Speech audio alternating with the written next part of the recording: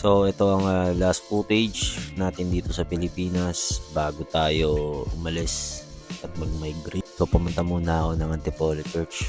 Siyempre kung saan ako galing para magsimba. Pasalamat siyempre. At pumunta din ako sa puntod ng aking tatay. Ito na yung ating van. Kanina pa ako nakapag-empake. Actually, yung visa ko dumating kahapon lang.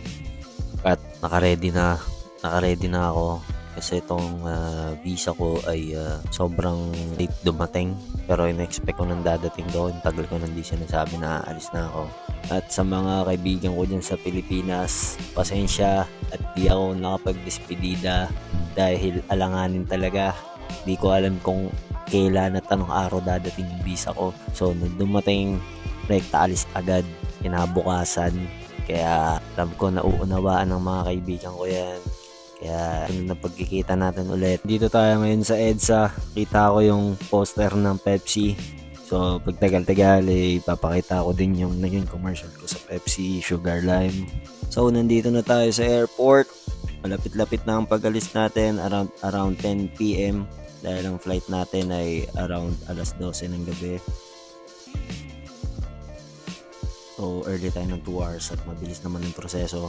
So nandito na tayo sa loob.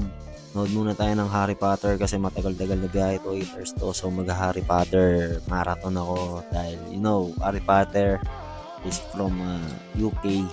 It's a British movie, diba? So maganda kung ma-feel na natin agad yung vibe bago pa lang tayo pumunta sa lugar na yun. So ito ang biyahe natin papuntang Doha.